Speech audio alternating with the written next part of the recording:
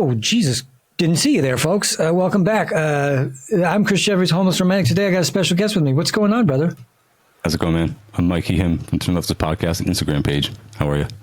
Yeah, go subscribe to this guy's shit. It's good. So what? You're telling me you're a communist? I thought that was a bad thing to be. I mean, I'm in front of the company here. You're a fellow traveler, right? Yeah. Took a while, but I'm in. Yeah. So what's the thing? It's like if you go from libertarianism to communism, and now on your site it says anarcho-Stalinist, right? Yeah. What is that about? Is that because you realize that people are stupid and they need to be kind of told what to do? Or what's the that's difference an element here? of it, sure. Like, I mean, there is sort of a. I feel like it's pretty self-evident that people will kind of like fall into hierarchies as much as they profess that they hate them. They still kind of follow along with them. Like, I know it's so much of American culture now to be like, fuck this job and then go to work. Like that's like all of it, right? But yeah, I mean, the anarcho-Stalinist thing is like semi-ironic because it's just such a obvious oxymoron. But yeah, I'm hoping to like draw people in. But also like it kind of makes sense. Like there really isn't that much contradiction there if you realize that like even the end goal of authoritarian or totalitarian, like Stalinist kind of communism, like the red fash kind that people are scared of, the end goal of that is still anarchism. It just is supposed to be and self-professed to be, and like I believe it to be, a more practical and realistic way of getting to there, as opposed to like, I don't know, asking everyone to voluntarily abandon their structures that they've grown up in their entire lives and genuinely believe are natural in the way of life, you know? Yeah. And I think people throwing around the term libertarian socialist, like, I like it. I like the idea of libertarian communism, which it's totally, and correct me if I'm wrong, because you probably know more than I do, but Marx said eventually you wouldn't have to even need a state. So this idea that it's about repressive government is not really true. It's ultimately about getting to an anarcho point, right? Yeah, I mean, I feel like if more anarchists or libertarian socialist minded people really understood the concept of the withering away of the state, they would be more amenable to it. And I don't think I even understand it well enough to like explain it simply to people. But like my rudimentary and probably faulty understanding is that like people take over the apparatuses of the state until they're no longer needed, and they make them actually work for working class people instead of the elites that currently control them under bourgeois quote unquote democracy. Yeah. And this is where I always back up and I always say, well, humans are just terrible no matter what, because I feel like it's hard to reconcile that motivation to work in communism. So that's the part I haven't figured out yet. How do you get these people to not become bureaucratic and like do what they did in the fall of the Soviet Union, which was like start lifting all the trolleys off the back of the truck and like selling them, and bureaucrats becoming sort of corrupt? How do you keep people motivated in the idea of, I mean, obviously authoritarianism works. Yeah, I mean, it's funny to me because I feel like the reason that we're so scared of authoritarianism, even though we're like living under it, is because we imagine that we'd have to work so much harder or whatever. And it's just funny to me because we are working harder every year. And for like less and less return, we're getting threatened with all the exact same things that I guess you'd be threatened with under communism. It's like, I just think we could run this a lot better if we actually had democratic control of where all the proceeds from that labor we're doing were going. We wouldn't have to work so hard if there weren't these fucking fat cats, literally fat elites, skimming off the top, right? That's the whole reason we have to work so hard, is because they're always taking that huge profit right off the top. And if we don't have that, like work co-ops are a thing, but I think there's a reason that they don't really take hold and become more popular under capitalism, because that's a legitimate threat. And I think they do fall prey to like a lot of the same kind of like human errors, like corruption and like people trying to steal from each other. But yeah, I just don't think that like, even if you had to force people to work some kind of minimum amount, you could still run that with social programs to care for the people who cannot work. And you could make people work like 4 hours a week instead of 40. And you could still be able to run a society if you just didn't have to pay for all these fucking freeloaders at the top, who then paint all the people at the bottom as the freeloaders, even though they're the ones doing the work. Like we all know the immigrants are working the hardest. Yeah. Careful, that dude's going to steal your cookie. Yeah, tale as old as time. Yeah. Well, and I wonder, I'm not even sure if you break down everything into smaller groups, like the bigger the area gets, the more you have to force patriotism down people's throats. But on the local level, people really do care about their towns, do care about their little communities. And if you could make the bureaucracy localized like that in this anarchist kind of way, just decentralized way, then you have more of a chance of people actually working, because that's actually good for them and everybody around them. And then that's a self-fulfilling sort of symbiotic relationship, rather than this big empires, which don't they all just sort of fall apart eventually, like Rome and everything? You stretch so big and then you just can't govern anymore. Yeah.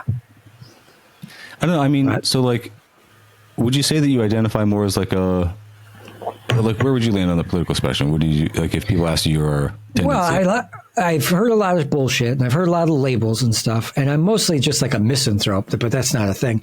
But like what do you say, libertarian communist, you know, to have our cake and eat it too, to be free, but also have a basic order and a basic starting point of equality for everybody, including the environment and microbes and fucking people and grizzly bears, whatever, you know? Yeah. But there's probably caveats to that. Like, I can't guarantee that that's not going to happen. So I don't subscribe to a dogma that keeps me from discussing with other people. Like liberals, they're just uneducated communists, basically, because they come from some sort sense of empathy. If you explain to them, hey, imperialism does this and this, and they go, oh dear, that's not good, you could maybe convince them. But establishment neoliberalism, no, these people know what the fuck they're doing. They're doing it on purpose.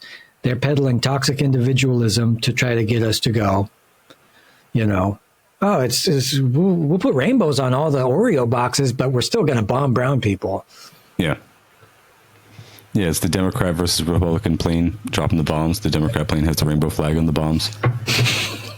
I mean, I obviously think it memes. It's all I can do is reference memes. But like... Yeah, me too. Yeah.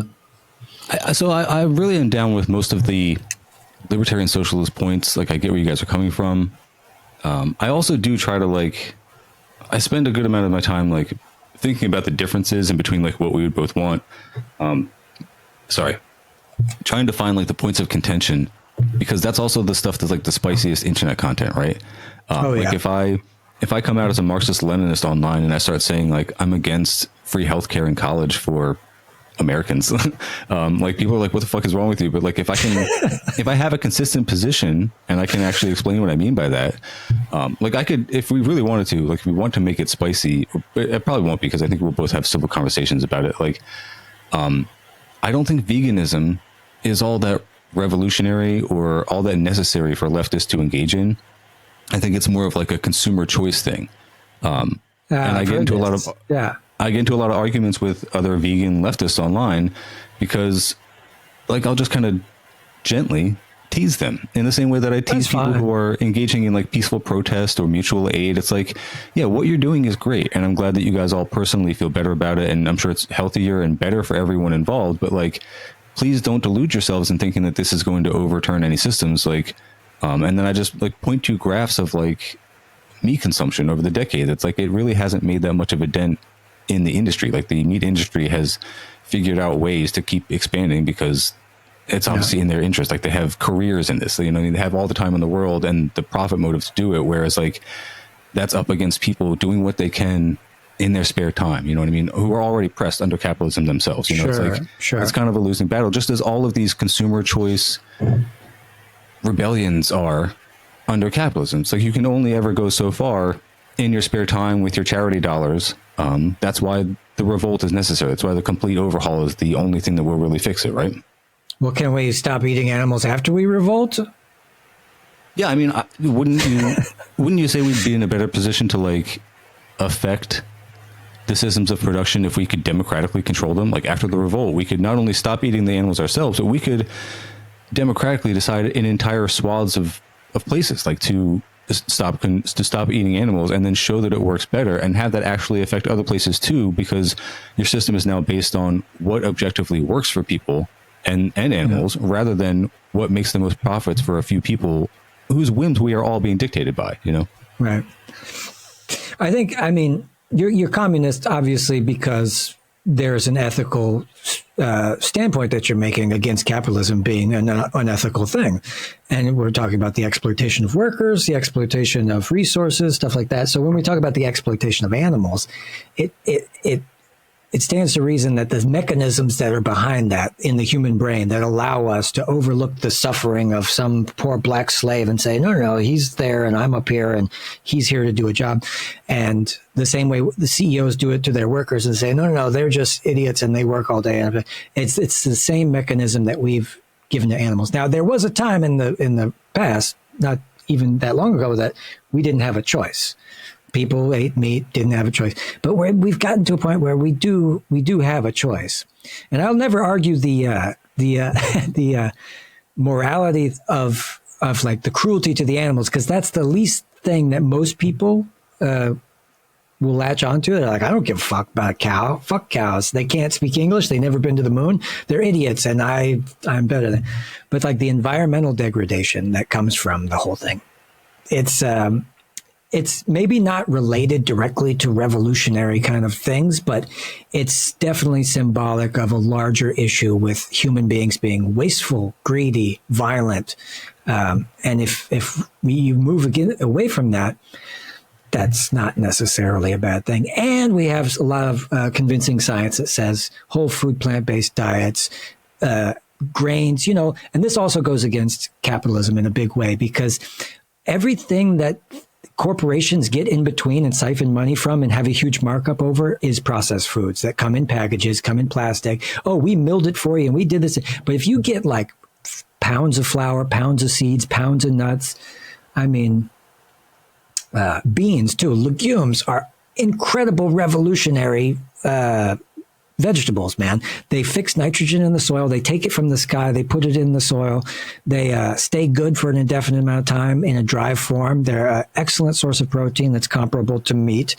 It requires less chemical fertilizers. It, has less pests, and it's more efficient as far as when we feed most of our soybeans to cows. So we're just cutting out the middleman. And for the amount of protein that we feed to them and then we get out of the cow, we're actually losing protein instead of just eating the soy by ourselves.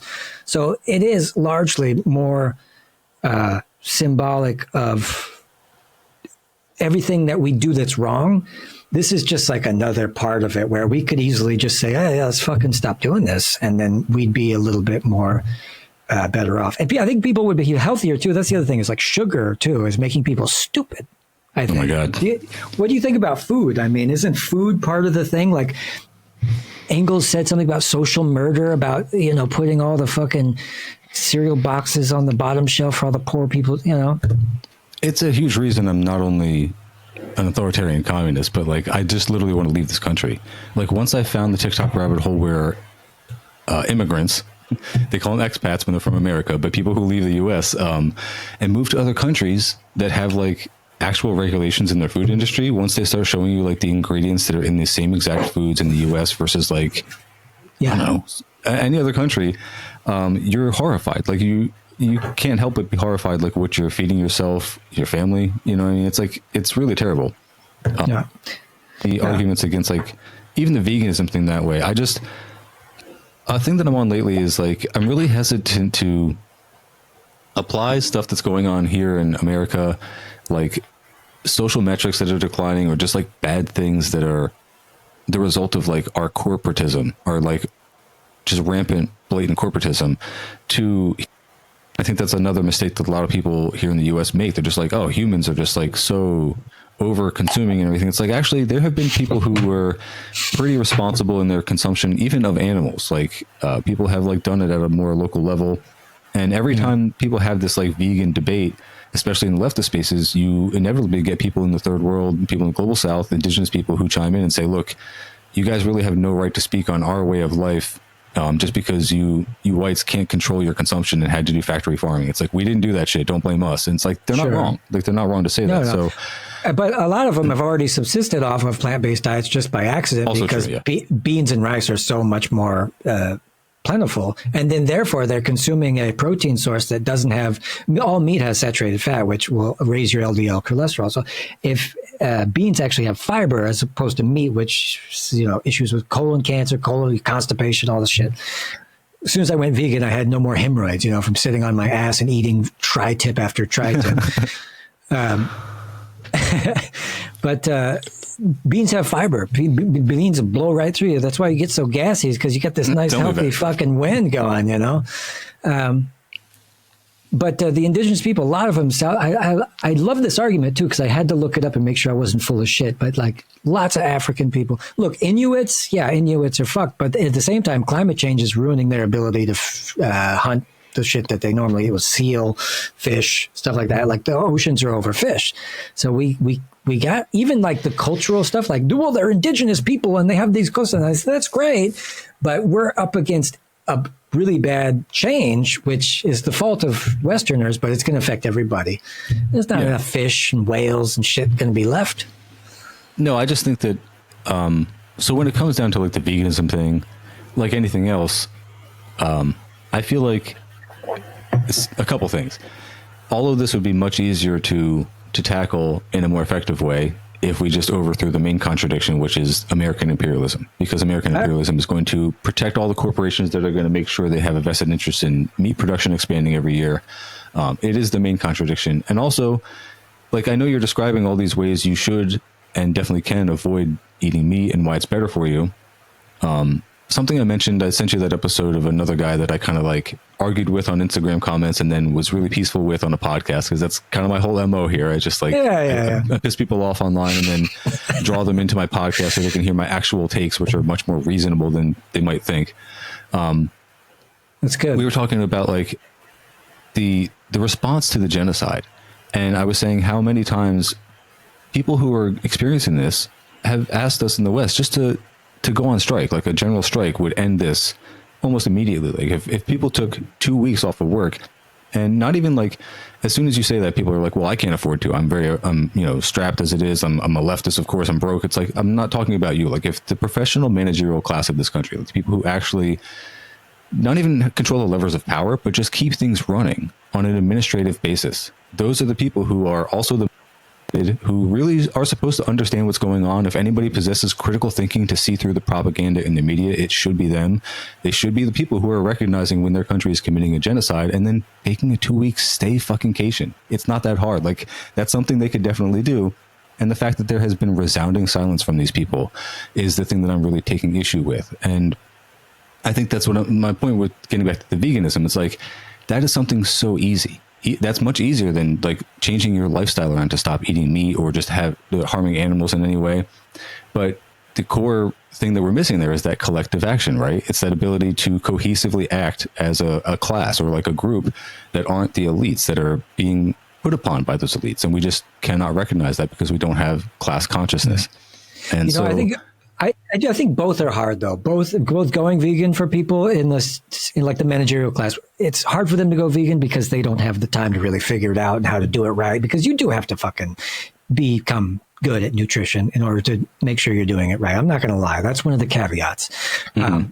But they're also striking. Like I don't know if they have the capacity to even do that. It's like, and like George Carlin said, like the poor are just there to scare the shit out of the middle class. And I think the middle class is legitimately scared they see that they're on the chopping block and maybe they just don't want to risk it.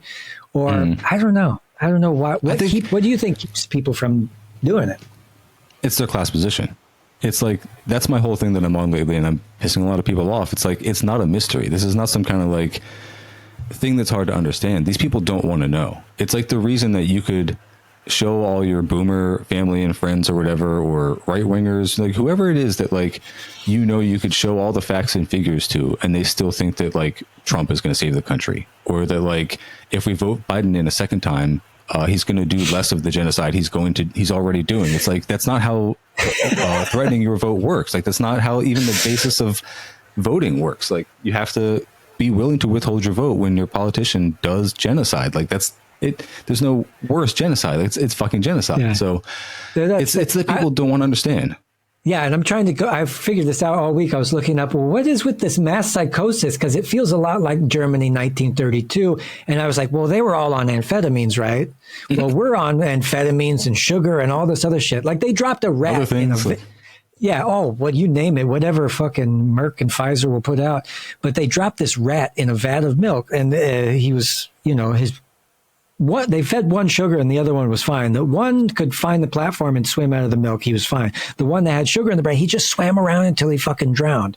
And it showed that a brain addled with sugar cannot think straight. So you have all these people absorbing propaganda that calls itself news, conveniently enough. And then they're, sugar and fast food it's a mass psychosis induced by some kind of pharmacological, thing. I don't even think it has to be pharmacological. So like the culture they grew up in, like the reason that what I'm saying is pissing a lot of people off is because I guess what I'm realistically saying is that Americans are the new good Germans because the US is the Fourth Reich. But when I'm memeing online, I'm just saying Americans are Nazis. Like the people that you think are on your side are actually just Nazis. And I kind of stand by that because if you even have the slightest neoliberal worldview, if you're going to vote for Biden this election, like you're literally just a fucking Nazi.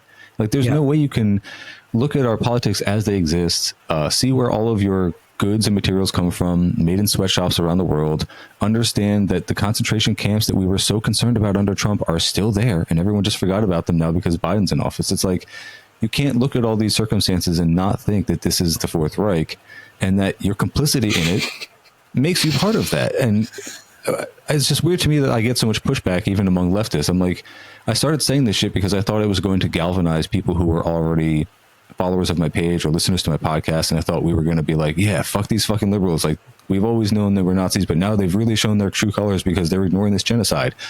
And on one hand, people are agreeing with me, but then it's like if I say it a little too harshly and say like, okay, stop having sympathy for these people. Like, stop trying to win free healthcare in college for the fucking Nazis that we're talking about, right? Like, and they're like, well, no. I'm like, well, I mean, like, really, like, stop trying. You wouldn't, if you really believed that this was the Fourth Reich, you wouldn't be fighting for free stuff, for social programs based on imperial profits for those people. And so I just want people to have like a consistent messaging. And I also think that that's like what is really going to start threatening power. It's like when more of the liberals stop having this message of like begging for things from the people in power and their death to America becomes a real thing. Like they really start saying, no, we actually want to burn this down. We're not like begging for a better standard of living. We're not just trying to be petty bourgeois anymore. Like we actually want this shit to end.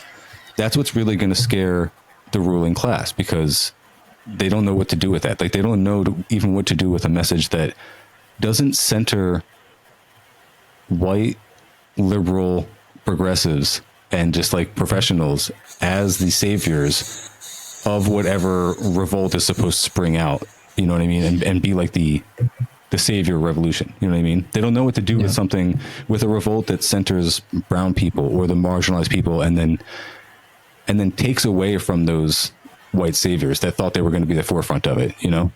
Yeah. And this was I've heard kicked around so much, even since the 1960s, is the white savior issue and the white liberals trying to come and trying to pretend like and paying lip service to issues of injustice while continuing to perpetuate a capitalist system which is built on exploitation and shit. It's maddening. And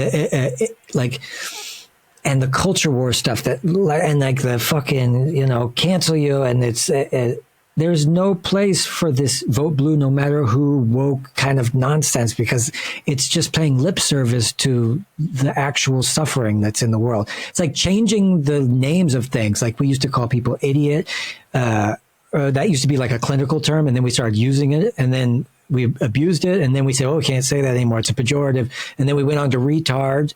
We called people that were mentally handicapped retards. That was a medical condition. And then, of course, we abused it. Now we can't say it anymore. Changing the fucking language doesn't do anything. Yeah. Okay? It doesn't. It's a neoliberal trick. You think we could take back retarded? I wish we could take that back and make it something positive. Like I don't know. Dude, you are woke. Retarded, bro. I love you, man. You're fucking retarded. Like, I would like to make it just feels so good to say, but I would like to say it without being hurtful to anyone. Right? Yeah. We can take it back. We just got to stand in the forefront, take all the heat. We got to be the reactionaries. I interviewed what's his name, Alan McLeod from Mint Press. I said, I'm going to be like the leftist fucking Rupert Murdoch. I'm just going to reactionary people into a fucking communist frenzy. I mean, I wanted my show to be the leftist Opie and Anthony. That was like one of my favorite shock jock shows growing up, but I just didn't take on the racism. Like I just didn't like that part of it. And like, I always thought even like if there was a way to do racial humor without making it offensive to people, like if you could like, I don't know, like I'm Italian. If you make fun of Italians for like our food habits or some shit, like I think that's hilarious. But I don't know. I love making fun of other white people. That's always going to be funny to me, and I'm always going to do it. But I just you should. I think that's the only way to do it. Like preface it by saying, well, everybody's terrible equally, but let me just tell you this joke. Yeah. But then again, you might reel in some racist morons and then actually then accidentally cram some communist shit down their throat. They'd be like, oh, that guy made a point. We need to use dirty tricks to get to like the dumbest people in society, because that's who leads the parade, are the primitive, prone to violent, gun-toting. I'm saying. That's really what I wanted, was to like, I just wanted to target all the young, impressionable dudes who would typically lean right because they feel marginalized, just because they're having a tough time under capitalism like everyone else. But then they find the alt-right to young white dudes in particular, and they're like, oh, well, that's my crowd. Obviously, it's like, well, no, you're just a subject of capital, but you're not going to find that if you keep trying to get a fucking Bugatti. Like, yeah. It's not going to be me, but somebody has to meld white supremacy and communism together so that they'll buy it. No. That's not what I mean. That's not what I mean at all. That's what the fucking MAGA socialists are trying to do, and it's a bad idea. It's not. I mean, they're just not understanding the core concepts. Like in my utopia, people would be able to make fun of like just habits of different like cultural groups without it being offensive, because it wouldn't be based on like white supremacy. But like, we're so many generations away from that we I'll obviously never live to see that. But like, ideally, that would be the way it would be done. But like the MAGA socialists and the MAGA communists, like they are unironically trying to weld white nationalism and like Trump MAGA stuff with communism, and it's a joke because they're just doing tailism. Who's the guy? Who's the main guy in that? The Hinkle guy? Haas, right? Oh, well, it's either Haas or Hinkle. So what's their tenets? What are they talking about? I mean, obviously I see. Dude. Well, he's an opportunist. Am I wrong? Yeah, I mean, I that's probably the word for it. Yeah, they're just like taking advantage of like a cultural moment. They understand that there's a lot of those same dudes that I would be trying to target, but they realize that there's a lot of homophobia and transphobia among those dudes. So they're kind of latching onto that, and they take all the right-wing talking points about marginalized people, anyone with like blue hair or whatever, and they say all the same shit that the right-wingers do, but then they say, actually, we like Russia and China, instead of like being as horrified of communism as the right-wingers are. A broken clock. Well, I guess those are our guys in the forefront, going to bring those people into the fold and at least explain to them that China and Russia aren't the enemies, at least that they're not dropping bombs. That's the one good thing that comes out of the MAGA communists. Yeah. Cool, That's the thing, is I'm applauding any amount of progress at this point, because I know that we're on a sinking ship. I'm like, well, that's okay.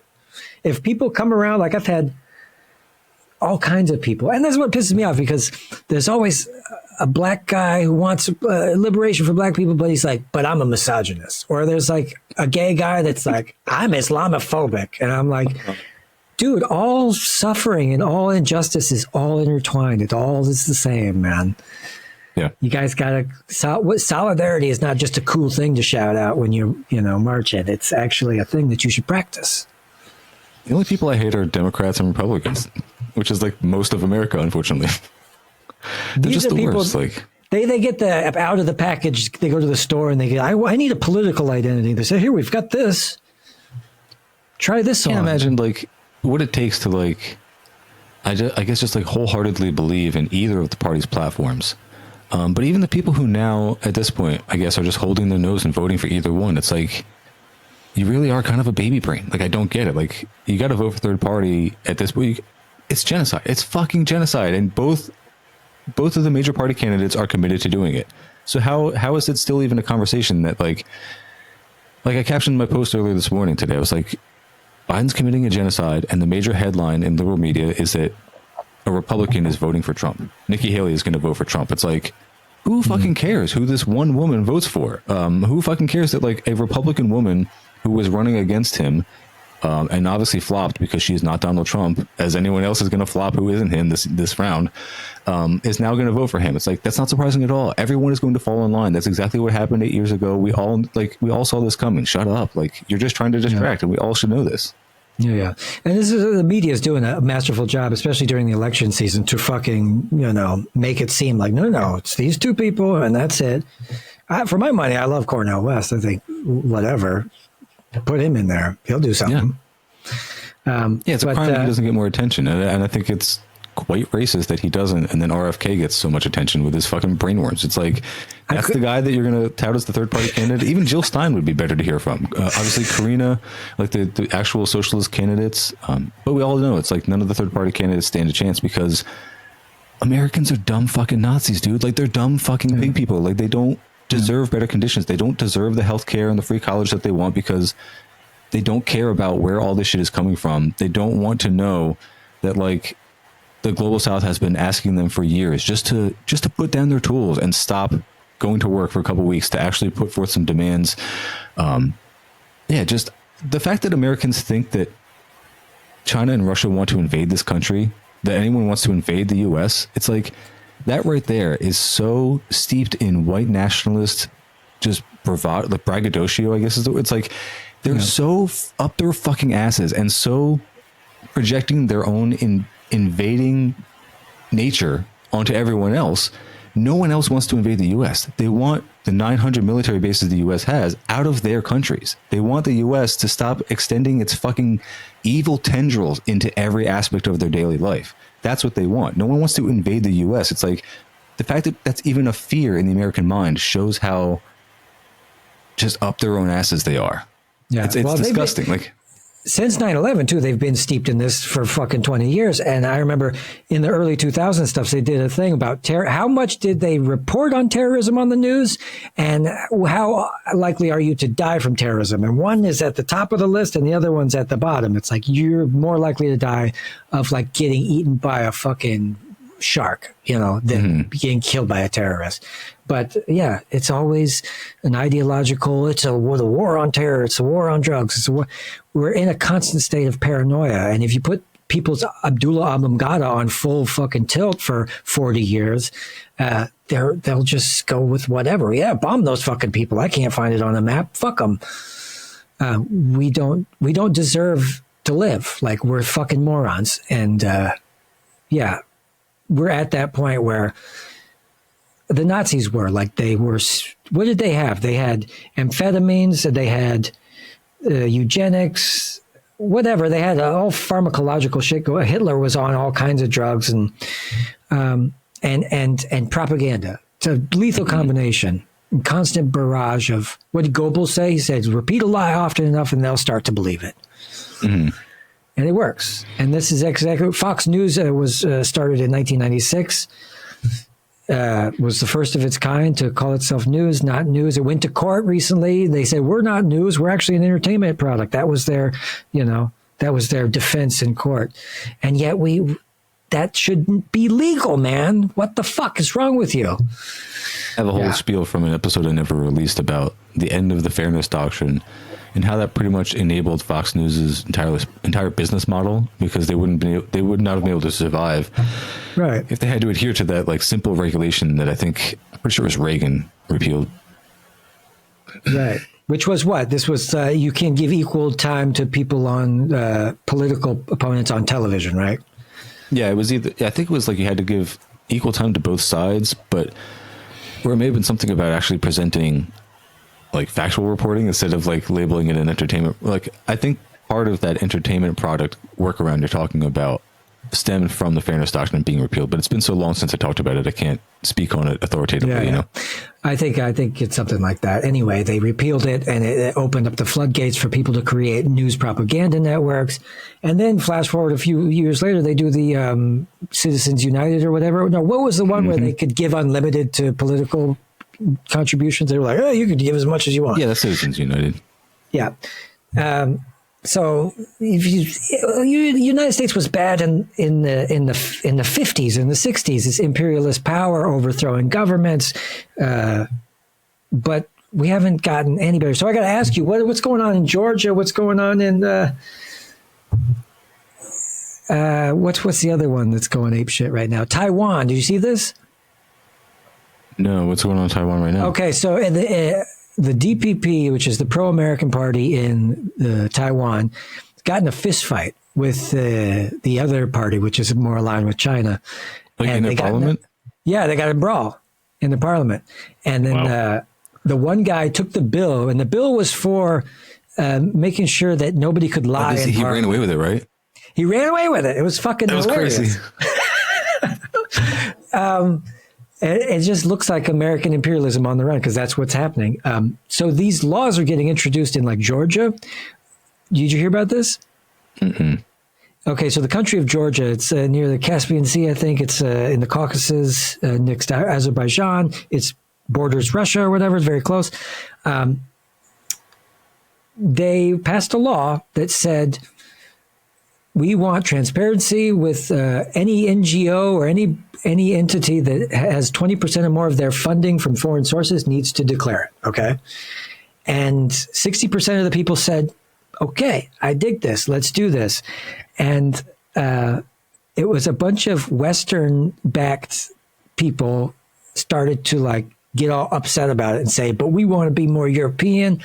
And it was essentially like a psyop where European powers got everybody all worked up in this, like they do, using social media and stuff like they do. And like we saw in Hong Kong, and got these people worked into a frenzy to vote against transparency laws that even the United States has, which we have laws to stop people from foreign funding. And a lot of countries have this law.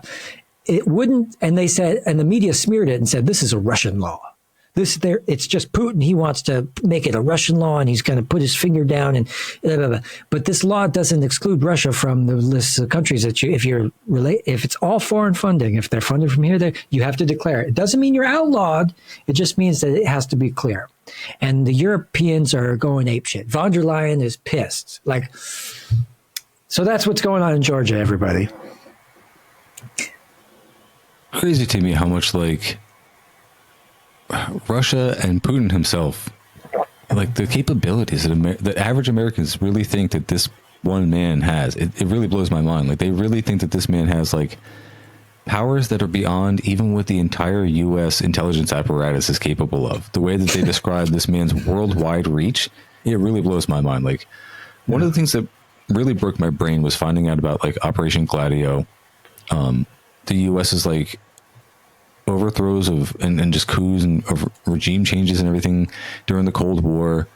How the U.S. basically just took on the Nazi project and saved it and resurrected it so that they could use those same people and that same ideology to fight communism worldwide and to influence every government. And then it's great for conspiracy theorists if you want to make good content out of it, because it involves the Vatican, the Freemasons, the mob. It started the entire global heroin trade.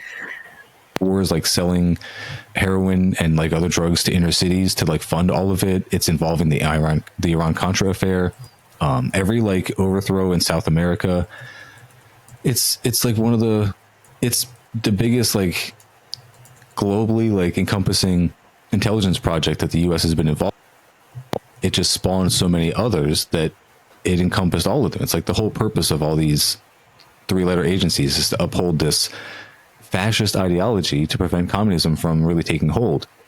And when you look at it through that lens, like it starts to make sense. Like Americans don't even know about that, but then if you start to explain it, they just kind of their eyes glaze over. Like if you can't make it interesting enough, even as juicy as all that sounds that I just said, like if you can't make it interesting enough, they have to like push it out of their mind as some kind of communist propaganda. Because even now, like you have well-to-do people who think that they understand that they're being propagandized. Like they understand that whatever news they watch here in the US, they're going to be lied to in some way, but they still won't read other countries' media. Like it's weird. Like it would be weird to them to read South American media, even if it's just to hit the translate button. God forbid to read like the Russian point of view on anything, let alone like the war in Ukraine. And it's like, I feel like if you want to have an actually nuanced view, if you really want to know if you're being propagandized, you should read even the other countries' propaganda. Even if you think that that's propaganda too, you should read both sides of that and then make a judgment for yourself. And yeah, I just think that if people did that, they would see the war in Ukraine very differently. They would see the genocide in Gaza very differently, even if they're liberals, because when I walk by CNN or MSNBC, like even the stuff they're saying about Hamas terrorism and like mass rapes that there's literally no evidence for, like it really blows my mind. Like even the liberal mindset now is where the after 9/11, like let's invade Iraq people were. You know what I mean? That's the left in America right now. I just saw an article on the Deutsche Welle, which is I'm here in Germany. I'm an American. I moved to Germany 6 years ago.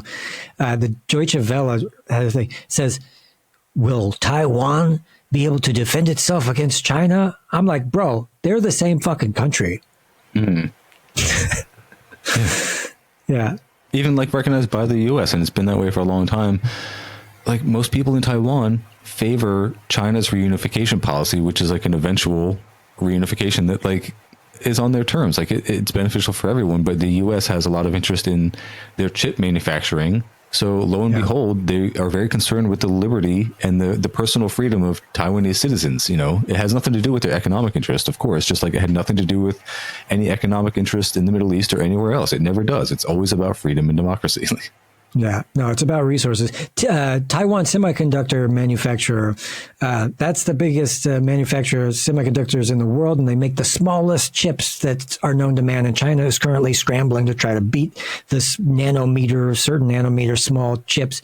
But it's like, what do they say? It's rumored that the whole building of TSMC is rigged with explosives just in case the China come in and try to take the place. Wow. Yeah. Oh, man, that's vile. I always love that. That's so crazy. Yeah.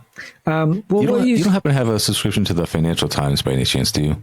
No, I don't. I just saw an article. I could only read the headline, but it said that China's plan to compete with ChatGPT is ChatGPT, like Xi Jinping, and I thought that was really funny. I wanted to read the article, but I could only get the headline and the picture. But sorry, what were you going to say, Chris? No, I was going to check on that. I was Xi Jinping, GBT. Yeah, Chat G-PT, like XI. Maybe I can get an AI to read it and go past the. Oh, that's a good idea. Oh yeah, no, I get the whole thing. It's not too exciting. Beijing's last attempt to control how artificial intelligence informs Chinese internet users has been rolled out as a chatbot trained on the thoughts of President Xi Jinping. Well, I mean, it'll be just like the books he's written about himself that he puts at all the airports and. Mm-hmm. But it'll be scary, I'm sure. It's like it'll have not true stuff. It'll have actually. When I use the United States one, I get so much propaganda. Like I'm trying to find out if certain things are good or certain things are bad. And if a company makes it, they'll be like, no, studies show that it's just fine. That's what I really would like to get around in communism is the fact that fucking science is corrupted. Like a record number, like 10,000 scientific papers got retracted last year because of false methodology. And I see this all over the place. Like we can't do science correctly because there's a profit motive involved. Yeah. It actually like is another, it's kind of like a neurosis of mine, like just how many chemicals we're all ingesting and everything. And I guess that's where I would differ with even the standard authoritarian communists today. Like I support existing socialist countries, but the fact that we have to have industrialized society, that like we have to just have all these chemicals and everything. It's like, man, I wish we could just have industrialized scale production of whole foods instead of like the fact that like Donghua Jinglong glycine became a meme on the internet for like the last few months. It's like, I don't like glycine. I don't really want like glyphosate on all my food, but like, I guess like we're going to make glycine a meme, which is like the basis of glyphosate. It's like, I thought we were all against glyphosate. I thought we didn't like Roundup. Yeah. That's confusing for me too. Like they start saying, well, you're one of those right-wing nuts. I was like, no, these right-wing people are fucking right for saying that it's bad. It is bad. I mean, I think left and right people are saying that like chemicals on your food is bad. It's just that I don't know if, I guess for me, it also comes down to being one of those things. I would chalk it up there with veganism, with any other like cause that you could adopt. It's like, I'm trying to find something other than veganism, because I know it's like something that you stand by. So I don't want to like, I'm not trying to tease you, but it's like, you'll be vegan of all these by things the end of the year. I mean, I'm not opposed to it. I like it. I just know too many people and have seen too many examples of people online who are like vegan, but then like their job is at like Lockheed Martin, or like their job is something that like immiserates humans. Like the idea of like a vegan I've met a lot of communists that are hilarious. I met a lot of communists that were arrogant assholes, but that doesn't stop me. Oh yeah, I mean, I just don't care about people's like, it's like the material contribution, right? It's like I would rather people, the staycation, instead of changing their whole lifestyle and going vegan. I would rather people, let's say, join a community council where they're doing the exact same thing that their government is doing, but they're doing it alternatively. If people in the community realized, hey, our government's not working for us. Let's start at the local level, and we're going to make the exact same institution, but we're going to populate it with people who, instead of like they sought power, like they wanted to nominate themselves and run, we nominate them by force because we saw that they're productive people in the community and we trust them. It's like, that's how communism is supposed to work. And that's what you're saying is create your own local economy, create your own local systems, and to branch out. You might create your own money if you want. But if 99% of the meat that is out there is factory farm, which the statistics say it is. I mean, only 4% of the population can deer hunt. Everybody else is kind of forced to say. Then you're still giving money to some corporation somewhere, and they shave a lot off the top because of subsidies, taxpayer subsidies. Hamburger would cost $30 a pound if it wasn't for subsidies. But you got to give your money to Cargill, Tyson, these kind of companies in order to get your meat. If you can get it outside that, from a Marxist point of view, you should be avoiding at least those corporations. Eat meat, fuck it. Go eat a fucking chicken, but go catch him and go get him from the neighbor or something. But chances are, if you eat meat on a daily, weekly basis, whatever, you're giving money away. And I think why I went vegan too is because I thought it was revolutionary in the sense that I couldn't change anything that I saw in the news. There was nothing I could do. I could go to a march, get arrested, really just become fodder for the jail system, stuff like that. And I've done it and stuff. But making changes to my consumption, I think, puts everybody in the driver's seat to say, look, if you can go without days and days and days, like I was homeless for like 15 years. If you can go without housing and you can go without food and you can go without all the accoutrement, digital devices and whatever, fucking jet ski, Disneyland, booze cruise vacations, then you have the power when you make those changes. I think that's empowering. That's all. Yeah.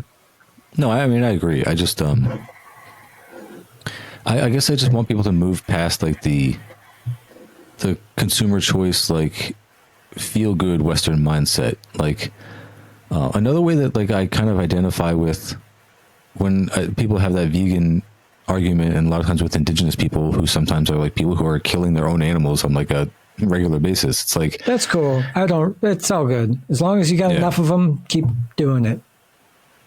Yeah, I just, I feel like more people need to be cultivating a mindset where they're moving beyond just the hippie parts of leftism. You know what I mean? Because we're moving into uncharted territory. Like we keep saying all day, every day online, we're in uncharted territory.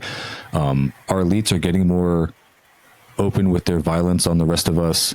Like I think it's fair to call COVID a mass, what do you call it? Like almost like a genocide level event that the ruling class did on everyone else with their negligence and the propaganda they spread about how much less dangerous they wanted to pretend that it was, you know what I mean? Because they wanted everyone to get back to work.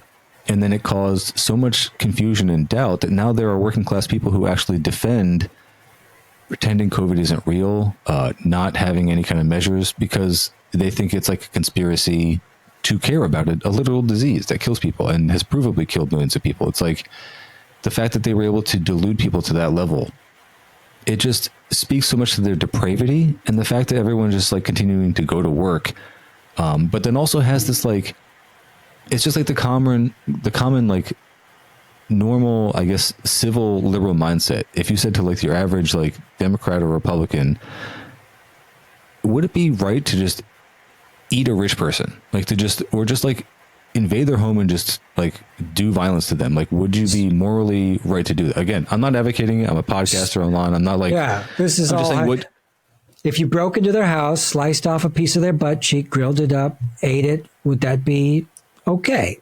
Well, like you just asked, like if you just asked the average American, like their real, again, their hypothetical moral opinion on that, they would be like, no, that's kind of horrifying. And then, but then if you break it down to them and say like, well, look, this one person has been responsible for poisoning millions of people, including like you and everyone you love. Like there are permanent chemicals in your testicles now because of this guy.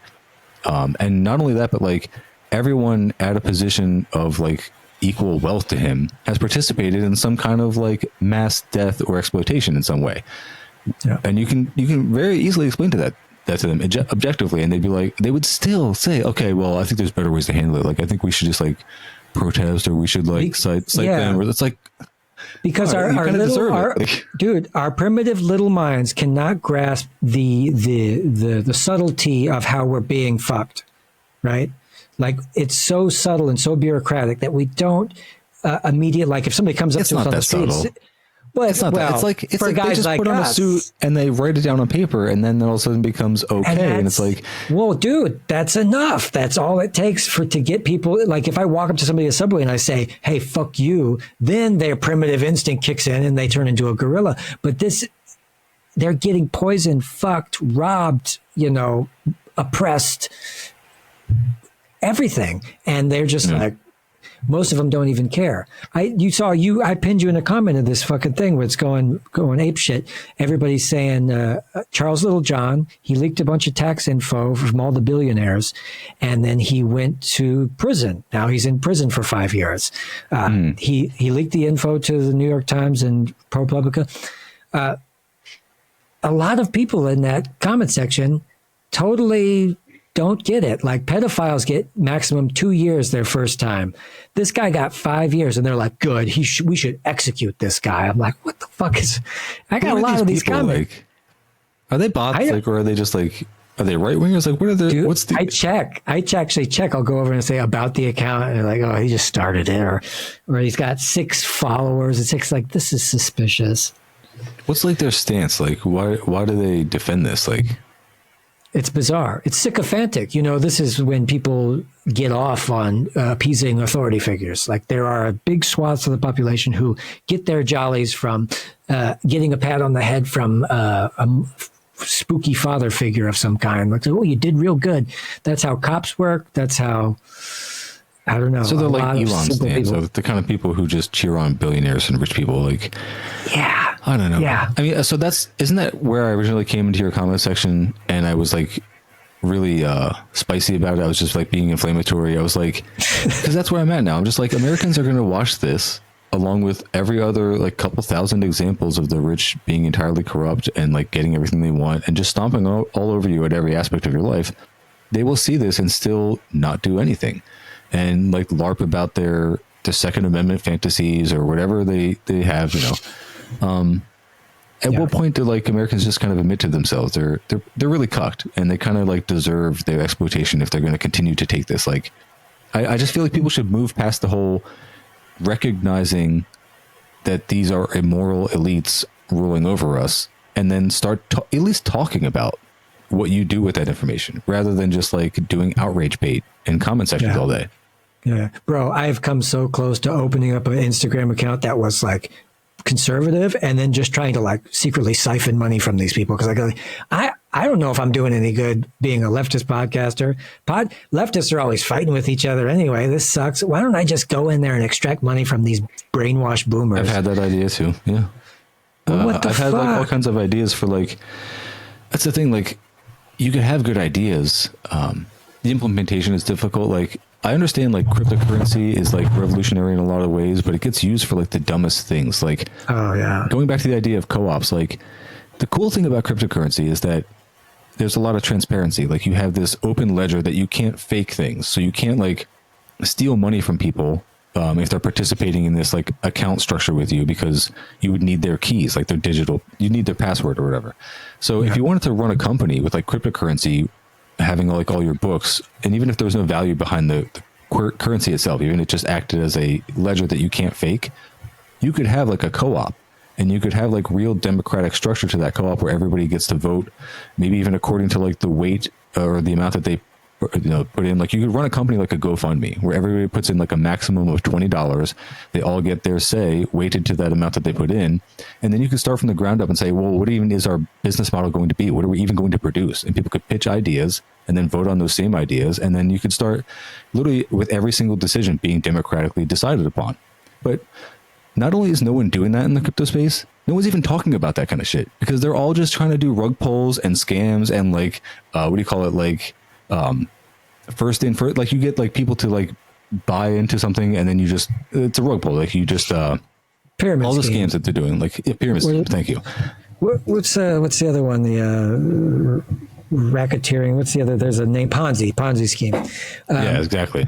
Yeah. And you know what the thing is with that shit is, first of all, 89% of the stocks are owned by institutional investors. And crypto, it's like just as much. It's a very, very high amount. And that was the one failed part of the cryptocurrency dream, was the fact that once a whale owns 80% to 90% of the market, which they do, institutional investors make up the majority, then they can essentially control it, just like they control the price of diamonds and gold and stuff by artificially inflating it, selling it, swapping it back and forth, whatever. And so that killed this great dream of, and blockchain can still be good and it can still be implemented in ways that are more democratic, but we have to decentralize it from those people, because they see a revolution happening and they sink their teeth into it to make sure it doesn't go too far. Well, I mean, or just start adopting the concepts like we were talking earlier about, when people just take the exploitation or the mass death that they're inflicting on people and they remove it by one layer by putting some dudes in suits and documents around it all, and then everyone is okay with it. It's like, start using that as a tool. Like, instead of just saying, oh, okay, as soon as we use institutional power, as soon as we use like legal power, now we've become just like the capitalists and just as bad.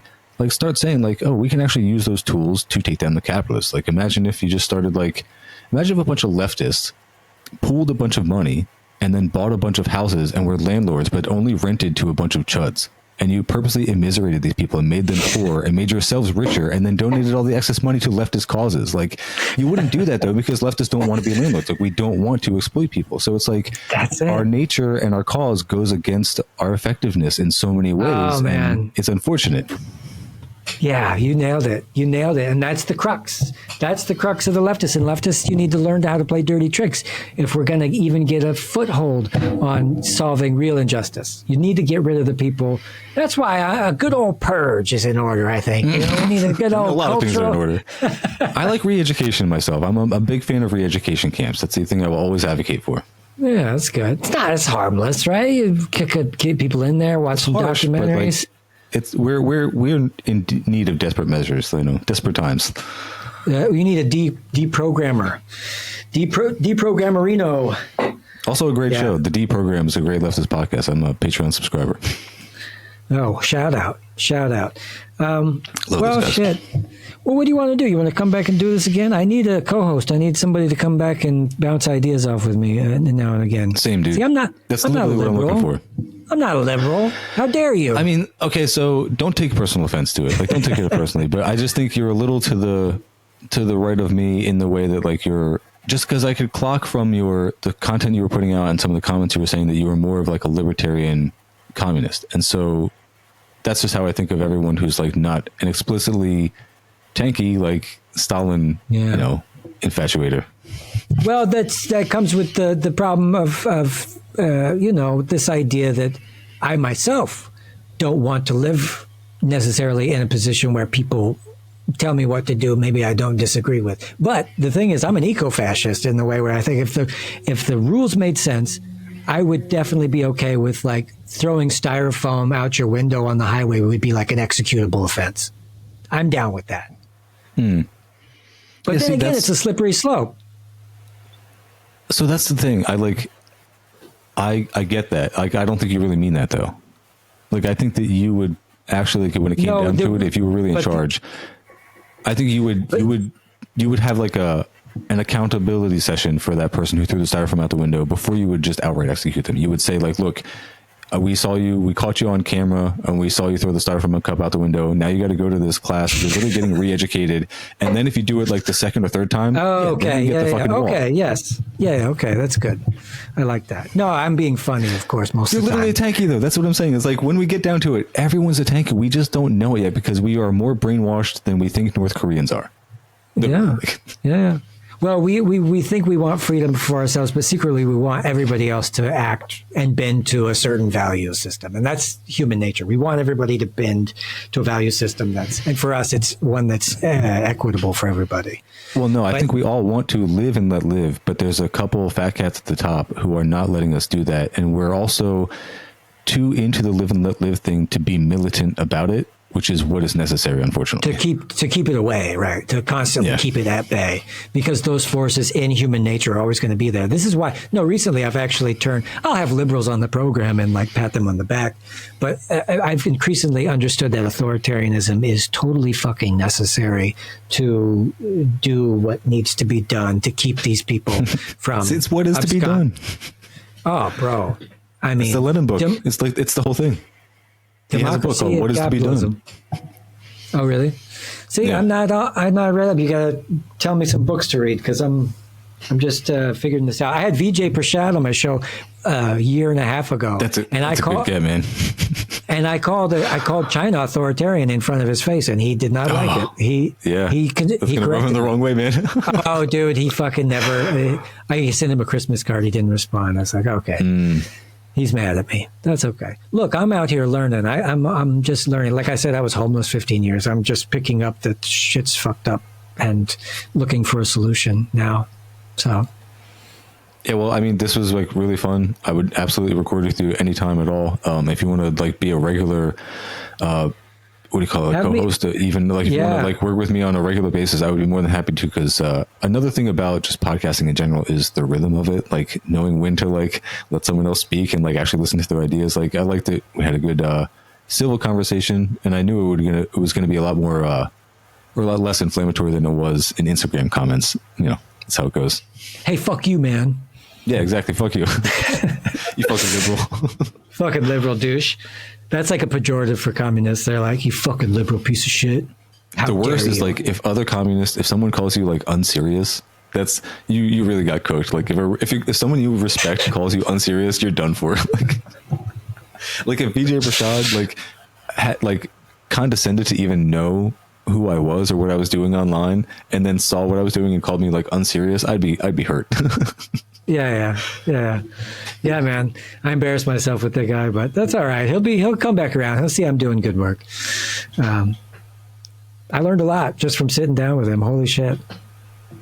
Yeah, really good guy. Yeah, him I think I've seen some of your other guests. Like you'd be able to get some really good guests. So good job on that.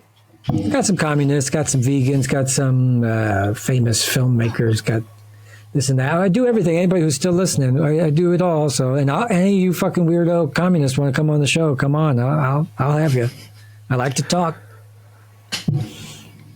Like a good weirdo. Yeah. Right. All right. Well, let's sign off and we'll talk right after this. We'll sign off to these people. All right. Cool. Sounds good. Thank you, man. Bye, everybody. Go vegan. Bye.